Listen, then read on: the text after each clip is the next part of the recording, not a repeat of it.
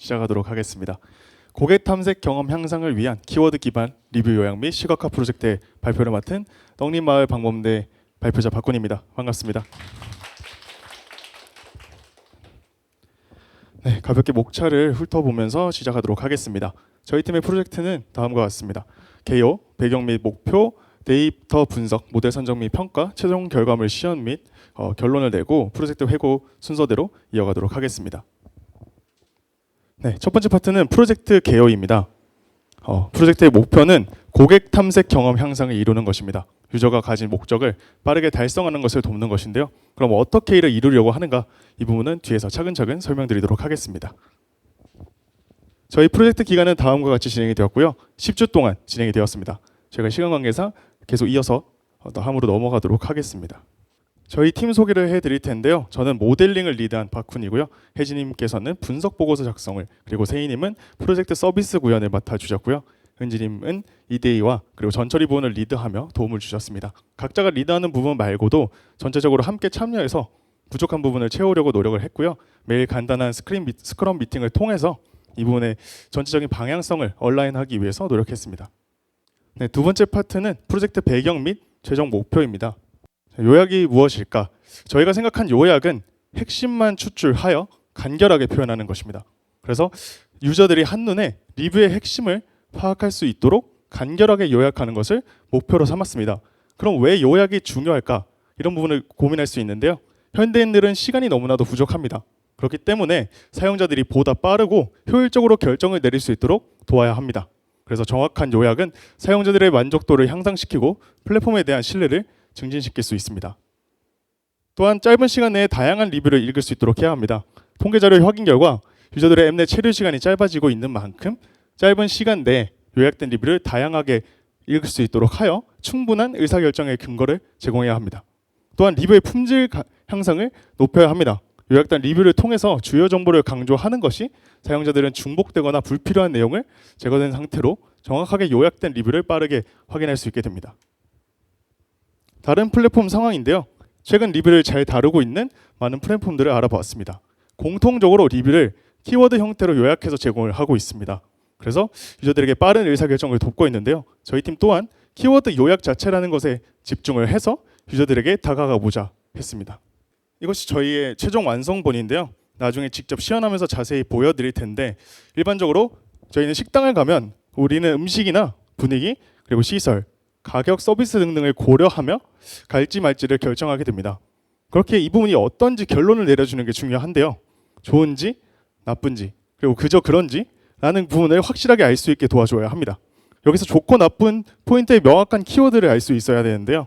여기서 보시는 것처럼 타코를 판매하는 가게인데 타코가 괜찮다, 인테리어가 괜찮고 가격이 적절하지 못하다라는 부분을 확실하게 알 수 있다는 점에서 괜찮은 정보들을 빠르게 파악하는데 시간이 얼마 걸리지 않는다라고 생각할 수 있습니다. 또한 해당 가게가 좋다라고 판단하는 사람은 이제 디테일한 리뷰를 깊게 보고 싶을 수 있습니다. 그럴 때는 카테고리와 별점, 그리고 로컬 유저의 필터링 기능을 통해서 각 리뷰들을 세세하게 원하는 리뷰를 확인할 수 있습니다. 네, 이 단계적인 구분과 이제 키워드 형태의 리뷰 요약으로 고객의 탐색 경험이 향상될 수 있다. 저희는 이렇게 보고 있습니다. 그러면 이제 이 결과물을 어떻게 만들었는지 설명하도록 하겠습니다. 우선 데이터셋입니다. 왜 옐프인가? 2004년 설립된 로컬 기반 레스토랑, 바 서비스 등 지역 서비스를 찾도록 도와주는 온라인 플랫폼이고 전 세계적으로 1억 명 이상이 사용을 하고 있습니다. 소비자 리뷰와 비즈니스 정보 제공에 있어서 중요한 영향력을 지니고 있고요.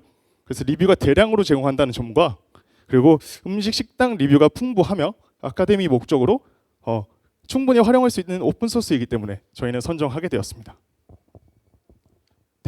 데이터셋을 살펴보면 다음과 같이 생겼습니다. 유저, 그리고 비즈니스, 리뷰 정보와 사진 등등이 각각의 테이블로 존재하고 있고요. 텍스트 집중을 위해서 저희는 포토 테이블을 제외하고 EDA를 진행하였습니다. 대용량 데이터를 어떻게 처리해야 될까? 그래서 데이터의 기간이랑 범위, 이상치 처리 방안을 좀 고민하며 EDA를 진행하였습니다. 그래서 우선 가게의 카테고리를 확정시키고자 했습니다. 데이터셋을 좀 살펴보니 각 가게가 너무나도 많은 카테고리들을 가지고 있었고 명확한 메인 카테고리가 무엇인지 알 수가 없었습니다. 그렇기 때문에 이를 메인 카테고리와 서브 카테고리로 묶어주는 작업 처리를 했고요. 그 이후에 최종 분포를 살펴보니 푸드와 레스토랑 음식 카테고리를 가지고 있었습니다. 그래서 레스토랑과 음식이라는 유사 카테고리로 이 맥락을 한정시켜서 진행을 했습니다. 다음으로 데이터 활용 기간과 가게별 최소 리뷰 개수를 정하였습니다. 과거 데이터는 이제 최근 경량을 좀 알기 힘든다는 점에서 제외를 하였고요. 데이터가 너무 부족한 2022년 데이터를 제외한 최근 5개년의 데이터로 한정을 시켰습니다. 그리고 가게에 포함된 리뷰가 10개 미만이면 요약의 품질이 좋지 않다는 점과 그다음에 요약의 필요성 또한 떨어질 거라는 판단하에 제외하였습니다. 다음으로 이제 데이터 핸들링과 서비스 활용을 위한 파생 변수를 생성하였습니다. 카테고리 같은 경우는 이제 조합 케이스를 좀 비교하면서 각 가게를 가장 잘 나타낼 수 있는 것이 무엇일까 고민하며 선정하였습니다. 예를 들면 첫 번째가 이제 레스토랑과 푸드가 된다면 두 번째 카테고리는 해당 가게에서 판매하고 있는 주요 메뉴, 버블티, 뭐 아니면 아이스크림이나 요거트 이런 것들로 정하게 되었습니다. 다음으로 로컬 유저와 관광객의 정의를 나누었습니다. 그래서 로컬 유저 같은 경우는 이제 리전 변수를 활용하여서 가장 많이 방문한 지역의 유저를 로컬 유저로 분류하였고요. 그다음에 기간별 필터링을 진행하면서 달라진 리뷰 개수와 별점을 다시 계산하여 새로운 컬럼으로 추가하였습니다. 다음으로 이제 가게 아이디가 너무 문자열 형식으로 암호화되어 있었기 때문에 이제 이걸 모델을 불러오고 데이터 프레임을 사용할 때 문제가 생겼습니다. 그렇기에 활용 시에는 저희가 인트 값으로 다시 인코딩을 하여 가독성과 효율성을 개선하였습니다. 다음으로 이제 유저들이 리뷰를 남길 때 한 가지 주제만으로 한 가지 주제만으로 이제 작성을 하지 않기 때문에 문장별로 이 주제를 나눠야 된다라고 생각했습니다. 이로 인해 이제 처음 생각한 300만 개의 리뷰 데이터 단위가 아니라 3천만 개 정도에 되는 문장 단위 데이터를 다루어야 했기에 시간과 컴퓨팅 단위의 한계를 좀 느꼈습니다. 그래서 기존 데이터셋의 분포를 잘 따를 수 있는 스트래티파이드 샘플링을 진행하게 되었습니다. 자, 지금 보시는 그래프가 샘플링 데이터와 원본 데이터를 비교해서 본 사진인데요. 보라색이 오리지널, 그리고 초록색이 샘플링된 데이터셋입니다. 겹치는 부분이 이제 회색으로 잘 보이고 있는데 여기서 리뷰 수와 평점이 각각 원본 데이터셋을 잘 따른다라는 것을 확인할 수 있습니다. 그래서 원본의 1%인 리뷰 3만 개와 650개의 가게로 저희는 선정해서 데이터셋을 정하게 되었습니다. 그래서 최종적으로 활용하기 위해 정해진 데이터셋은 다음과 같습니다. 그래서 유저 리뷰, 가게에 대한 테이블만 사용하는 것이 좋겠다는 결론을 이뤘고 여기서 이제 필요한 컬럼만 조정하여 사용하게 되었습니다. 네 번째 파트는 모델입니다. 저희가 사용한 모델의 전체 프로세스는 다음과 같습니다. 먼저 문장 분리를 해서 문장 단위로 만들어 주었고요. 이후 각 키워드 추출을 위해서 키버트 모델과 감성 분석을 진행하였습니다. 그 이후 키워드별 맛과 분위기 이렇게 6개의 토픽으로 묶어주는 처리를 하였고요. 다시금 토픽별로 묶여진 문장을 그룹화하여 키워드를 추출하고 토픽별 감성 점수를 노출한 다음 최종적으로 굿 포인트, 좋은 점과 배드 포인트, 나쁜 점을 노출하였습니다. 차근차근 처음부터 순서를 말씀드릴 텐데 문장 분리입니다. 처음에는 이제 리뷰들을 마침표 단위로 끊어서 문장을 분리할 수 있지 않을까라는 단순한 생각을 접근했는데요. 지금 보시는 것처럼 마침표를 여러 개 쓰시는 분들도 있고 아니면 마침표를 하나도 쓰지 않은 그런 형태의 문장들이 존재했습니다. 따라서 이제 NLTK로 문장을 분리했을 때는 너무나도 길게 분리되는 경우가 있었고 이를 마침표 여러 개가 구분이 든 없든 잘 구분할 수 있는 스파시 모델을 통해서 문장 분리를 진행하였습니다. 다음은 키워드 추출입니다. 키버트 모델을 사용하였는데요. 유니그램 단어보다 바이그램 단어가 좀 더 명확하게 의미를 담았다라고 생각을 하여 저희는 바이그램을 사용하게 되었습니다. 보시는 것처럼 서비스 always great이라는 서비스 센텐스가 있을 때 유니그램에서는 서비스라고 모약된 반면 바이그램에서는 서비스 great이라는 조금 더 의미를 명확하게 담을 수 있다라고 판단이 되어 바이그램을 사용하여 키버트 모델로 키워드 추출을 하였습니다. 이 키버트 모델을 어떻게 선정했는지를 저희가 시간 관계상 설명하기가 좀 다 힘들어서 참고 자료 7번 47페이지부터 설명해 두었으니까 따로 봐주시길 바라겠습니다. 이제 키워드들이 음식, 서비스, 분위기, 시설, 가격, 기타라는 토픽으로 묶일 수 있도록 만들어줄 모델을 찾아봤는데요. 우리가 정해진 토픽대로 정확하게 분류해줄 수 있는 토픽 모델을 찾기가 어려웠습니다. 그렇기에 저희가 LMM 모델에 프롬프트를 입력을 통해서 키워드들을 6개의 토픽으로 묶어 보았는데요. 옆에서도 보시면 음식 아시안 나초 그리고 블루베리 모히또라는 그런 음식에 대한 정보들이 푸드 토픽에 잘 묶여져 있는 결과를 확인할 수 있습니다. 그래서 이렇게 매우 효과적으로 LMM 모델로도 충분히 묶을 수 있다는 걸 판단하고 저희는 이 모델을 사용하게 되었습니다. 다음은 감성 분석입니다. 만약 피자라는 키워드가 추출되었다고 했을 때 이 피자가 마음에 든 건지 혹은 싫었던 건지라는 판단이 필요한데요. 맛은 정말 싫었어도 가격이 나쁘지 않았다라고 생각할 수 있으므로 문장 단위로 아까 쪼개서 각각의 감성 분석 점수를 계산하였습니다. 그럼 여기서 실제 해당 리뷰의 평점이 1점인데 저희가 진행한 감성 분석 결과가 너무 좋게 나왔다라고 했으면 이것은 잘못된 해석이 되므로 평점과 긍부정 수치가 상관관계를 띄어야 된다라고 생각을 했습니다. 실제로 확인해 본 결과 문장 단위로 쪼갠 리뷰의 긍부정 수치는 평점과 상관관계를 이루고 있다라는 것을 확인할 수 있었고 그래서 기존 평점을 대체할 수 있으면서 더 세부적인 디테일을 찾을 수 있는 감성 분석 모델을 찾아보았습니다. 로버트 베이스드 모델의 문장으로 구분한 다음 이제 센텐스로 구분되어 문장이 짧았기 때문에 트위터의 짧은 문장으로 긍부정을 판별할 수 있게 파인 튜닝한 모델을 사용하였습니다. 긍정 수치에서 부정 수치를 뺀 수치를 감성 수치라는 컴파운드 스코어로 정의하였고 이를 가계와 토픽별로 그룹화하였습니다.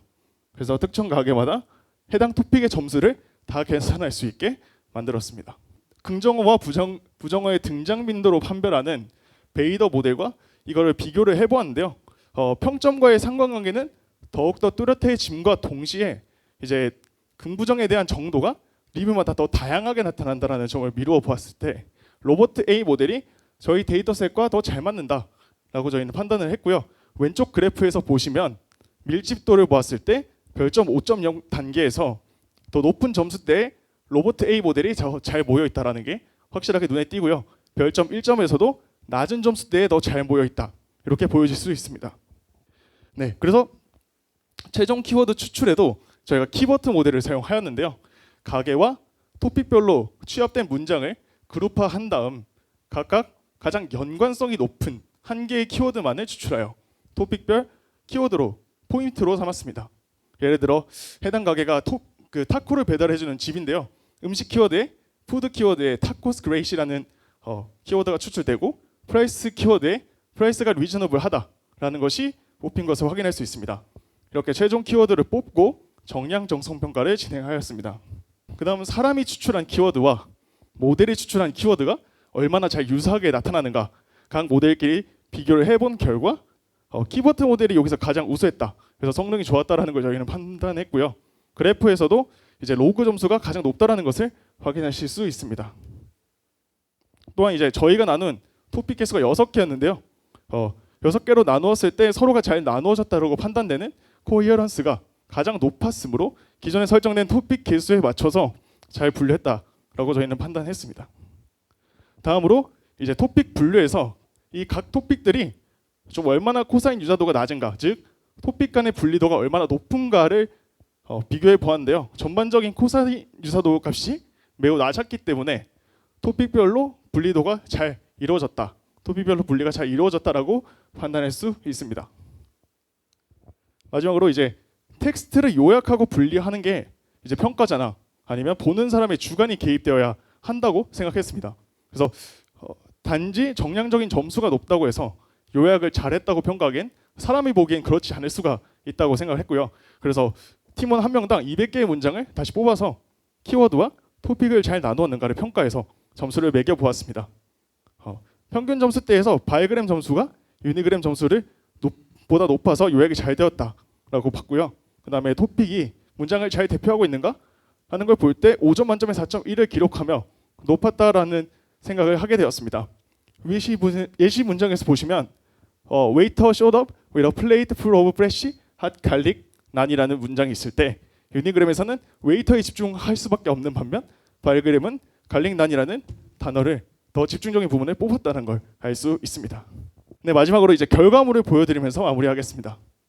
네, 저희가 직접 서버를 배포해서 스트림릿으로 구현을 해 보았는데요. 네, 지금 보는 화면이 저희가 이제 구현한 스트림릿 메인 화면입니다. 아래와 보시는 것처럼 가게들의 리스트들이 쫙 보이고요. 거기서 해당하는 카테고리와 해당하는 가게의 평점들을 확인하실 수 있습니다. 여기서 특정 가게를 골라서 검색을 하게 되면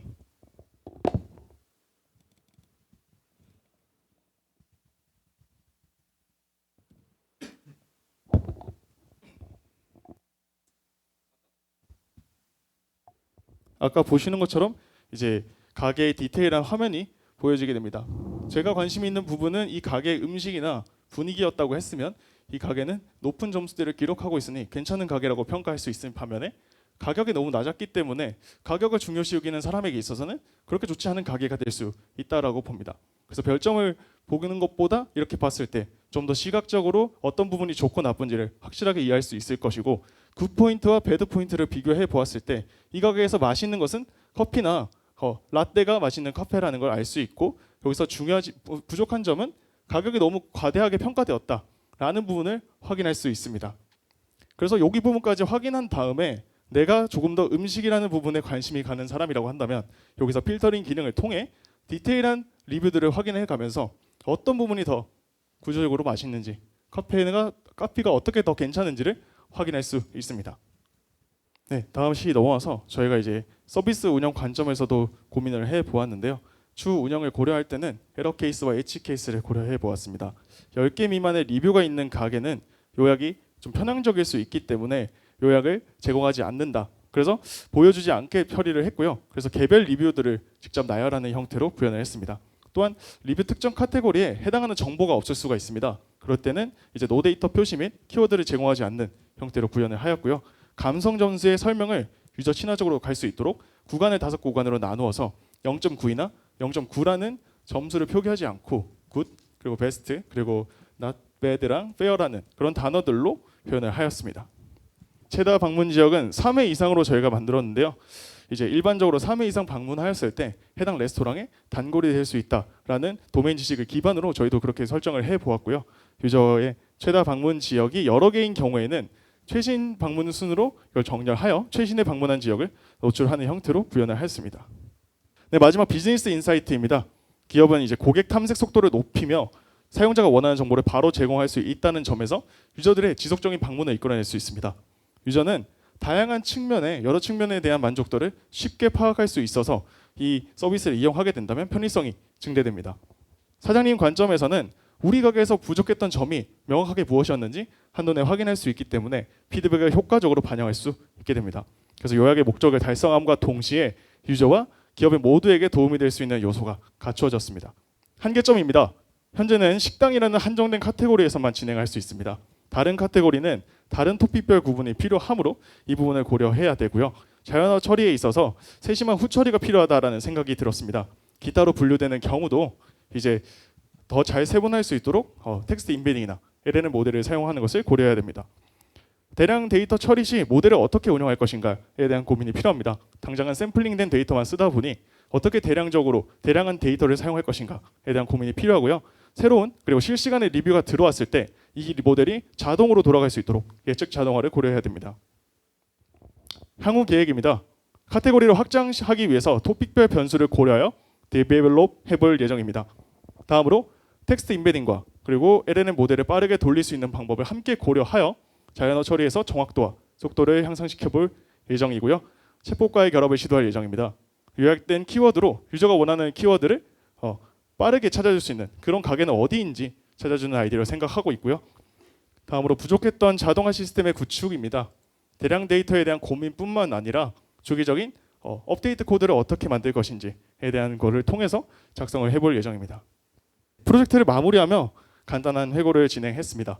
저는 이번 프로젝트를 통해서 깊은 방향의 EDA를 고민할 수 있었고 시각화하며 가설을 세워나갈 수 있어서 좋았습니다. 또한 이제 같은 팀원들과 함께 매일 고민해보면서 성장할 수 있는 기회가 될 수 있어서 너무 좋았습니다. 다른 팀원들의 회고도 한 번씩 봐주시길 바라고 참고 자료는 궁금하신 경우에 같이 참고해 주시길 부탁드리겠습니다. 이상 떡잎마을 방문대팀의 발표를 마치겠습니다. 감사합니다.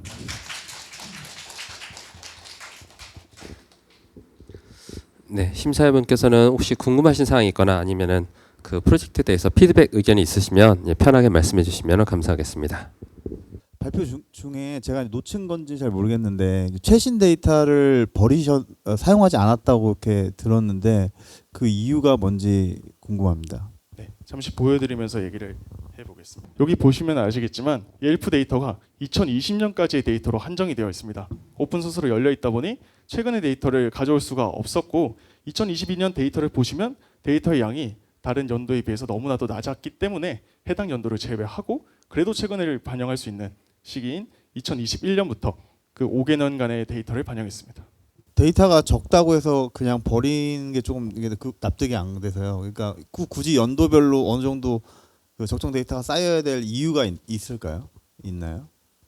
어떤 표준화를 이뤄내거나 아니면 우리가 이 부분에 있어서 분포를 정확하게 확인하기 위해서는 데이터의 수가 너무나도 작다고 한다면 다른 것들과의 동일한 비교가 불가능하다고 생각을 했습니다. 그럼 지금은 연도별로 어떤 특정 가중치 같은 게 하나요? 그러니까 예를 들어서 지금 보면 제가 2017년도하고 2021년도 리뷰하고의 어떤 그 리뷰의 어떤 가중치가 별도로 책정이 되는지 아니면 동일 가중치로 되는지 궁금합니다.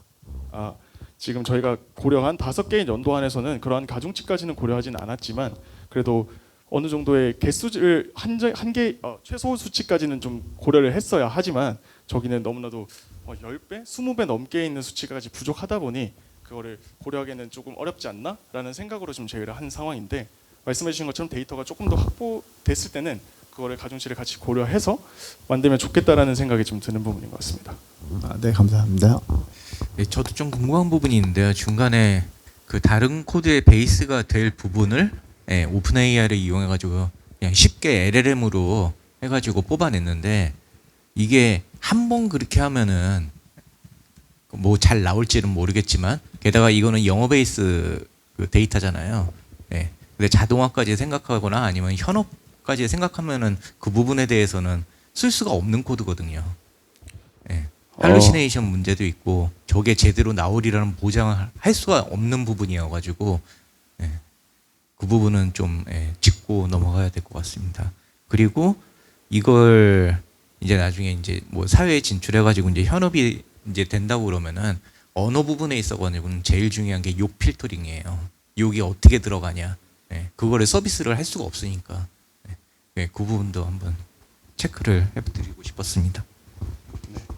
감사합니다. 그 NSFW 같은 워드를 저희가 고려를 하고 그 다음에 지금은 저희가 시간적으로 좀 더 자연스럽게 구축할 수 있는 최소 그 MVP 모델을 구축하는 데 있어서의 GPT 모델을 사용하였으나 말씀해주신 것처럼 텍스트 임베딩을 추후에 고려하여 저희만의 모델을 좀 더 대용량 데이터에 적용할 수 있는 방법을 고민해 보도록 하겠습니다.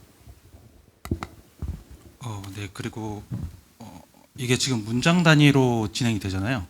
그러면은 어떤 유저가 리뷰어가 되게 긴 문장을 구사하면서 다양한 그런 피드백을 줬다면 거기에서 대량의 이제 데이터가 발생할 거고 짧은 리뷰를 작성했으면은 뭐 하나, 두 개 이렇게 작성이 될 텐데 그런 거에 대해서 어떤 고려가 필요할 거라고 생각이 드는데 어떻게 생각하시는지? 혹시 어떠한 고려를 생각하고 있는지를 한번 여쭤봐도 괜찮을까요? 긍정적인 경험을 했는 사람이 리뷰어가 뭐 긴 문장을 구사했어요. 한 10문장을 구사했어요. 그러면 데이터가 10개가 생성이 돼서 들어갈 테고 그런 입장이면은 그렇게 10개가 들어가는 게 맞는지 리뷰어가 한 명이 리뷰를 했는데 거기에서 데이터가 대량으로 발생하는 게 맞는지 일단 다른 사람들은 다른 사람들은 아까 말씀드렸듯이 문장이 2개였어요. 그러면은 2개의 입력만 들어가는 거잖아요. 네, 그런 입장에서 동일한 리뷰 하나당 어떻게 들어가는 데이터 생성되는 데이터 양이 다른 게 맞다고 생각되는 부분도 있지만 이게 맞나에 대해서 의문이 좀 드는 게 사실이라서 일단 점수 스코어링 부분을 저희가 한 사람이 가중하게 들어갈 수 있다라는 문제는 당장에서는 문장 일단 개수로 평균을 낸 부분이 있습니다. 그래서 무슨 말이냐면 한 유저가 대단히 많은 문장으로 계속 칭찬을 하는 식으로 들어가게 됐을 때는 이제 점수는 이제 한 개의 문장을 쓴 유저와 크게 다르지 않도록 이제 문장 개수로 나눠주고 있었습니다.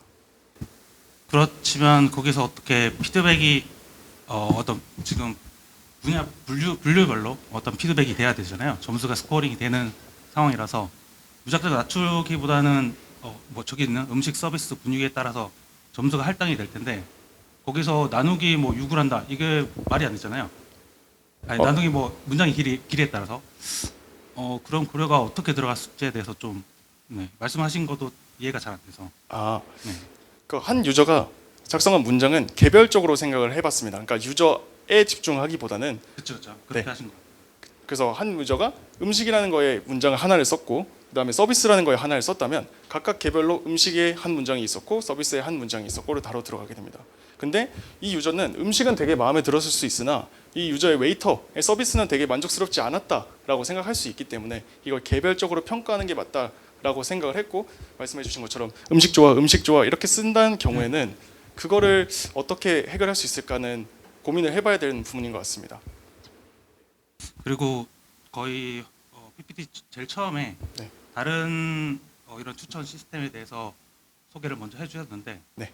거기에 대한 어떤 차별점이라든지 그런 것들에 대해서 잠깐 해주셨으면 좋겠습니다. 일단은 저희가 처음에 고민했을 때는 이 화해라는 서비스를 제외하고는 네이버 리뷰와 필라이즈 같은 경우는 미리 지정한 워드로 그냥 생성을 하는 거라고 생각을 했습니다. 무슨 말이냐면 키워드라고 하는 거는 가게마다의 특징을 확실하게 만들 수 있어야 하는데 이 네이버 리뷰와 필라이즈는 그냥 무조건 다 똑같이 맞춰져 있다라고 생각이 들어요. 그래서 이거를 음식이 맛있어요라는 건 네이버 리뷰 유저가 남길 때 바로 음식이 맛있어요를 선택해야 됩니다. 즉 리뷰 텍스트에서 가져오는 게 아니라 유저가 그냥 선택을 하는 구조다 보니 정확하게 그거를 반영할 수 있는 수치가 아니었기 때문에 저희는 텍스트에서 그 원본에 있는 그 로우를 그대로 가져와서 썼기 때문에 더 생동감이 있는 그런 키워드라고 생각을 합니다. 문장에서 키워드도 발생을 시키고 거기에 대한 별점을 대체할 수 있는 점수도 환산을 하고. 네, 맞습니다. 네, 알겠습니다. 질문이 있습니다. 방금 이제 네이버 리뷰 같은 경우에는 사용자가 직접 클릭한다고 말씀하셨잖아요. 왜 그렇게 만들었을 거라고 생각하세요? 그러니까 네이버에도 당연히 이제 말씀하신 접근 방법으로도 충분히 할 수 있었을 텐데 왜 그렇게 했을 거라고 생각하십니까? 제 짧은 소견으로 말씀을 드려보자면 일단 네이버라는 곳은 대용량 너무나도 많은 케이스들을 고려해야 되는 수밖에 없고 그리고 유저들이 남기는 리뷰에 있어서도 이걸 다 분석하기에는 너무나도 데이터셋이 너무 광범위할 거라고 생각을 했습니다. 그래서 이걸 일반화 시키기에는 그에 들어간 리소스에 비해 유저들이 한 명이 그걸 남겨서 이거를 통계 수치로 제공해 주는 게 회사 입장이나 그리고 이제 이거를 서빙하는 유저의 그 서빙하는 그런 메이커의 입장에서도 더 간편하지 않나? 라는 생각으로 접근했을 거라고 생각이 듭니다. 첫 번째로는 그렇고요. 그다음에 두 번째로는 이제 실제로 만약에 그것까지 아이디어를 도달을 해서 진행을 해보았을 때 빠르게 잘 생성이 안 되었을 수도 있다고 생각을 합니다. 아까에서 말씀해 주신 것처럼 예배 처리나 그런 케이스의 전 처리들을 좀 더 많이 고민을 하다 보니 이것보다는 이렇게 구현하는 게 시간적인 그런 절약이라도 충분히 더 잘 나오지 않을까라는 생각이 듭니다. 네. 감사합니다. 네. 네, 지금 학생분들로 알고 있는데 그 어플리케이션 뭐랄까 POC 레벨이긴 하지만 완성도가 꽤 괜찮은 것 같아가지고 그 버그도 없이 이렇게 잘 동작하는 거 보니까 너무 고생하셨다 싶긴 하고요. 네, 그 뭐 앞에서 좋은 말씀 많이 주셔가지고 이제 저 같은 경우에는 뭐 여기다가 어떤 걸 좀 더 하면 좋겠다 싶은 그런 식으로 좀 말씀드릴까 싶은데 그 어떻게 보면은 이제 학생분이 쓰시다 보니까 전통적인 그런 이제 EDA 방법이라든지 이런 공부하면서 이제 하셨다는 게 느껴지긴 했고요. 많이 고생하신 것 같고 요즘에는 이제 뭐 생성형 AI가 나오다 보니까 이제 그런 분석마저도 이제 AI를 통해 가지고 시도하는 경우가 많더라고요. 그래서 뭐 엔드투엔드로 할 수는 없겠지만은 그런 생성형 AI를 또 분석에 도입해 보면 이제 그런 분석 시간도 단축할 수 있지 않을까 뭐 그런 생각도 들었고요. 그 나중에 이제 이런 어플리케이션을 발전시키게 됐을 때 그 개인화라는 측면을 좀 요소를 좀 가미하면은 좀 더 이제 그 개인한테 좀 더 와닿는 그런 어플리케이션이 될 수 있지 않을까. 그래서 뭐 페르소나를 잘 정의한다든지 뭐 그런 것들을 해서 이제 고객 페르소나에 맞는 이제 리뷰 결과라든지 아니면 뭐 심지어 추천 같은 것도 할 수 있으면 좋지 않을까 싶습니다. 고생하셨습니다. 네, 좋은 얘기 감사합니다. 그러면 마치도록 하겠습니다. 감사합니다.